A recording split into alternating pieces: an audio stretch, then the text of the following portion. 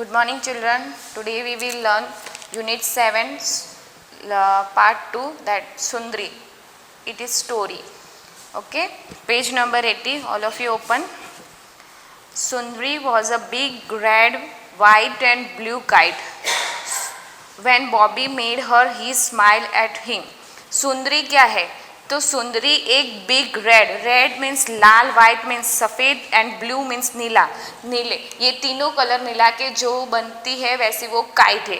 उसको बनाया था किसने? तो बॉबी. उसमें लिखा है when Bobby made her see smiled at him. जब बॉबी ने उसको बनाया तो वो बॉबी के सामने स्माइल कर रही थी, हंस रही थी. You are beautiful and I will call you Sundari, he said. और बॉबी ने क्या कहा? आप बहुत ही खूबसूरत हो और मैं आपको सुंदरी कह के बुलाऊंगा. वन डे बॉबी टूक सुंदरी टू द फेयर. एक दिन बॉबी सुंदरी को फेयर मीन्स मेले में लेके गया. The band was a playing and every one was a smiling.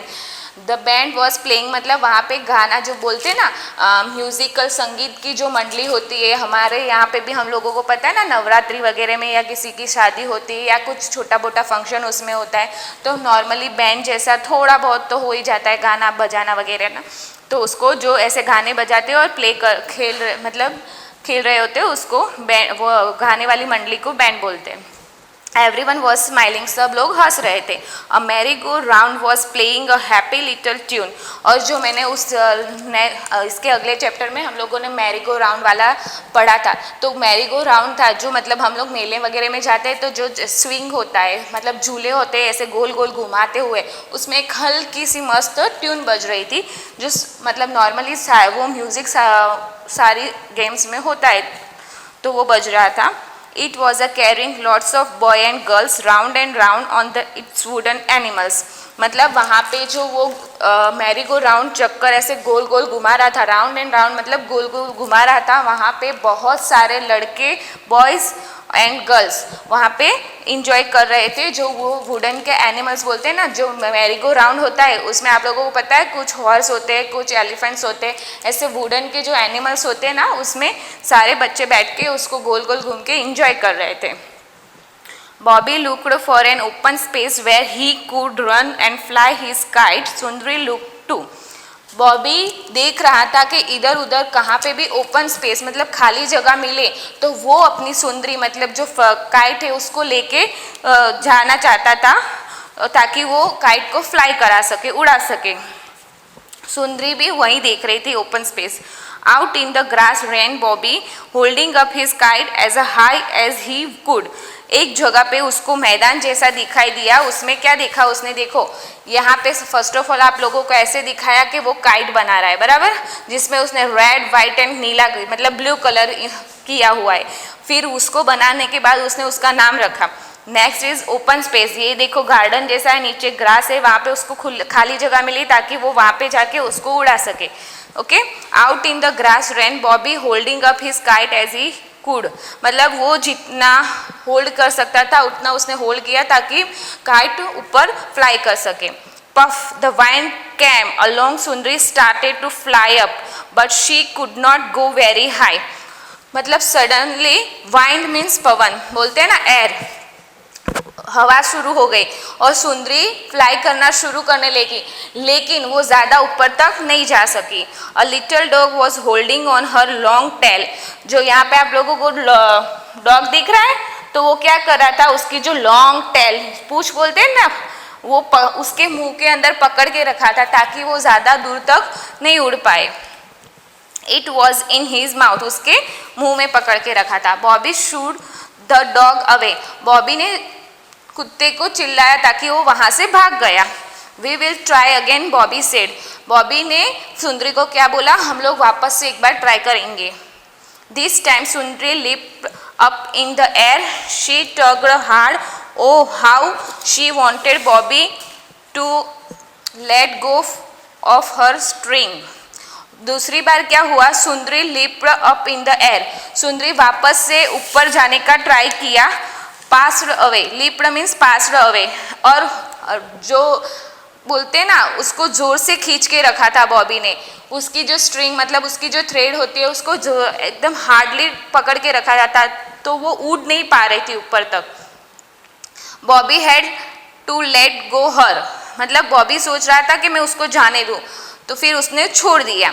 We cried Sundari, now I can fly as high as I please. फिर उसने क्या किया, सुंदरी जोर से, जैसे उसने बॉबी ने उसको छोड़ दिया तो वो सुंदरी जोर से चिल्लाई और वो ऐसे बोलने लगी कि अभी मैं जितना ऊपर उड़ना चाहूँ उतना मैं उड़ सकती हूँ। And away she went, she flu up in the air, और वहाँ से वो उड़ गई और उसको जितना ऊपर जाना था उतना ऊपर वो चली गई। ये स्टोरी में यही था। देखो यहाँ पे फर्स्ट ऑफ ऑल वो काइट बना रहा है, फिर उसने यहाँ पे उसको ओपन स्पेस पे लेके गया, फिर ये डॉगी था जो उसकी टेल को अपने मुंह में पकड़ के रखा था, और फिर वहाँ से बॉबी ने यहाँ से उस सुंदरी को छोड़ दिया तो ताकि वो एकदम ऊपर चला गया। और यहाँ पे आपको मैरी गो राउंड भी सर्कस में दिखाते ना, वैसे है। Next is new word. New word में बैंड, बैंड जो मैंने आप लोगों को ऑलरेडी बोला कि जो गाने वाली मंडली बोलते हैं ना हम लोग, उसको बैंड बोलते हैं। डीजी, डीजी मीन्स क्या होता है, हम लोग कभी भी मैरी गो राउंड में बैठते तो हम लोगों को तुरंत तो अच्छा नहीं लगता, इमीडिएटली थोड़े चक्कर जैसे आते हैं, वैसा फीलिंग होता है ना, उसको डीजी बोलते हैं। स्माइल मीन्स हंसना, string means thread, tug, wind, wind means Pawan, air. Next is who made a सुंदरी, सुंदरी को किसने बनाया था, तो सुंदरी को बॉबी ने बनाया था, तो the Bobby made a Sundari. Why did Bobby call his kite सुंदरी, बॉबी ने उसको सुंदरी नाम क्यों दिया था, because it is very beautiful, वो बहुत सुंदर थी इसीलिए। Did Sundari fly very high at first, उसका मीनिंग ये होता है कि सुंदरी जब भी फर्स्ट टाइम उड़ने फ्लाई करने लगी तो एकदम हाई आकाश में चली गई थी, तो नो, बिकॉज उसको पकड़ के रखा था डॉग ने, तो no, she didn't fly very high at first time.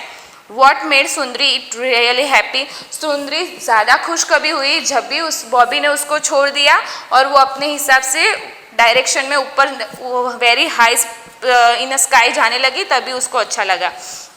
Next is do you like to fly kites, आपको पतंग उड़ाना अच्छा लगता है, अगर लगता है तो यस लिखने का, नहीं लगता है तो नो लिखने का। Next question is who helps you to fly kites, उसमें ऐसा पूछा है कि अगर आप पतंग चगाते हो तो आपको कौन हेल्प करता है, सारे बच्चों को तो तुरंत पतंग चगाना नहीं आता है, तो कोई तो हेल्प करता होगा ना, तो मोस्टली फादर करते हैं, तो आपको वहाँ पे लिखना है father helps me to fly the kites.